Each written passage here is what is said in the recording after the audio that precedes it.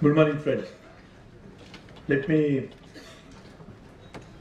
thank FICCI, the World Bank, and all our stakeholders and partners for organizing the event with us to address a real common concern of all Indians,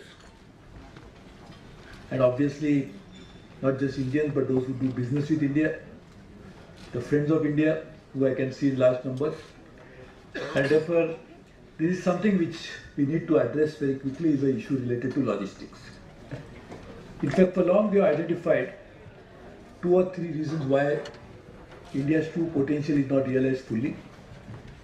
One was, this has been going on for a few decades, one was the cost of power. Therefore we had introduced the Electricity Act, which then created competition, added capacity, and then brought down cost as well. Of course, there needs to be more measures in terms of reducing transmission distribution losses, which can bring down it further. And as we go on for innovation, by getting new technologies, the power cost can come down at generation level itself in a significant way. The second is logistic. After power, the cost of power is something which inhibits the industrial growth. Second, the cost of logistic, the time it takes to reach out from one place to another is then. And obviously third one is the interest which the monetary issue which is related to macroeconomic issue. But 2 of the things that was something which could be addressed very quickly, and one of them was power. The second one is logistic. And in logistic, we have large number of players who actually play a key role into logistic. There are many ministries which deal with logistic. There are many departments of the government of India as well as state government deal with logistic. And therefore one of the big challenge of logistic was that having identified the problem, there was no single nodal agency which could deal with that. And I am really thankful to Honorable Prime Minister for having identified this as a key action point and has appointed and created a new division within the Ministry of Commerce. So first time that logistic as a subject we dealt with at the level of Government of India, and therefore that is going to be dealt with the ministry, and therefore we are all here to address this issue. As I said, the entrepreneurship of India, which is there in abundance, which has proven capabilities, as displayed at all levels and in different countries, one of the key elements which can actually allow it to blossom further is dealing with the logistic issue. We have ports because we have such a large coastline. We have railways, which is one of the largest networks in the world. We have ports, we have the roads, we have airports, which is again now increasing rapidly because we had only about less than 70 in the 70 years of independence, and we'll be creating new 56 airports in the next few years' time. And that would mean that you can imagine the connectivity that will improve considerably. Even the railway, what we did in the first 70 years of 3,75,000 crores of investment, say 4 lakh crores of investment into capex, in the first 3 years itself, the commitment of Government of India is to add 3,75,000 crores to capex of India. So railways are putting in more money, roads are getting increased.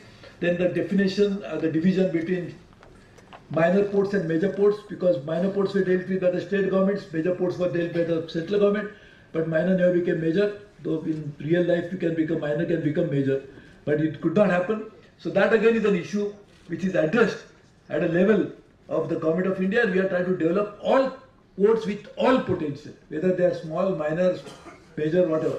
And therefore there is an exponential investment that is going on in the infrastructure. Our idea is that we must put at least 10% of the GDP into infrastructure, and that we need to do year after year for many more years to come. But while we are on track to do that, even if we create individual segment of infrastructure grows at much rapid pace and it increases its capacity tremendously, still there is a challenge how to bring these different modes of transportation, different modes of communication into one single actionable point. Therefore, this multimodal transport is something which is really called for and necessary. Some can move from railways, but from the point of hit from railways, how can it be connected to road? Even if you develop ports and you don't have a hinterland connectivity, how will that happen? Even if you airlift a cargo from one place but cannot be connected by road from that airport, how will this going to happen? So there are many challenges which are related to this, which now logistic division department, which is in the Ministry of Commerce, will be able to address and try to bring in different forms of it. So my colleagues will explain to you in detail. I have to go to the parliament, and therefore I just prefer to speak before others. One area that we are targeting is how to digitalize these entire processes. How to make sure that with the existing infrastructure, how can you optimize its use to bring in the best efficiencies? Because one is augmentation, which is happening and which is going to take time because everything has a time frame in which it can be created. But while we create new infrastructure, and that new infrastructure also get into some sort of a synergy with the overall plan of logistics, how do you use the present infrastructure available in India today and try to connect it by logistics?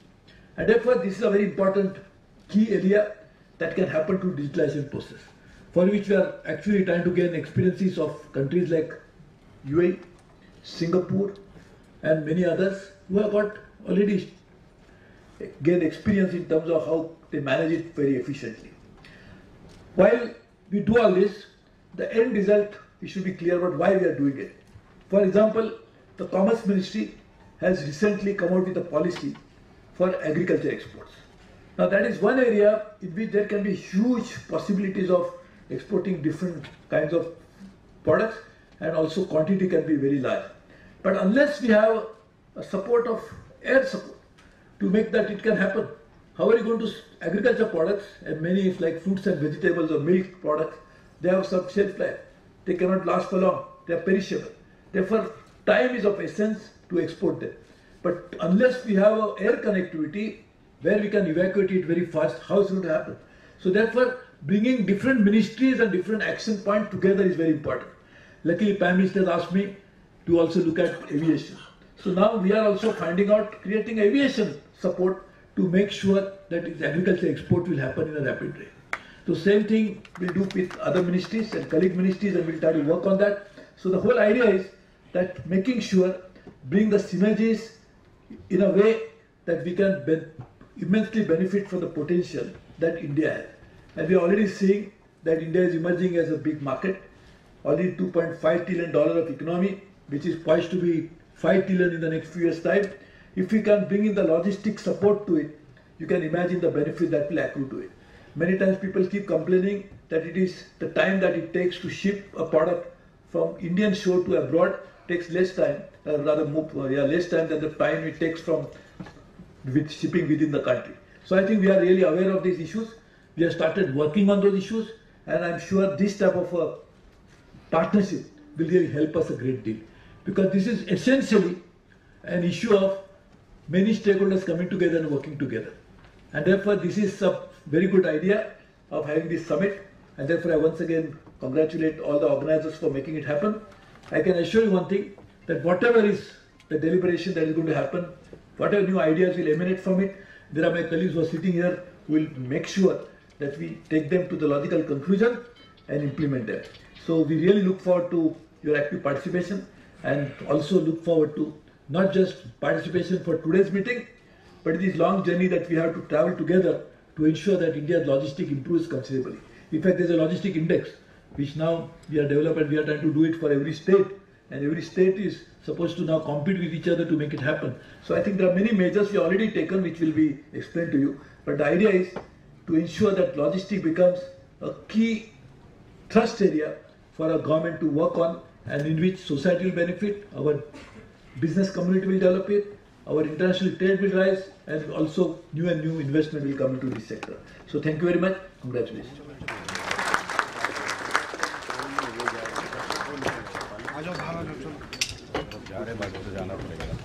नहीं बोलेगा।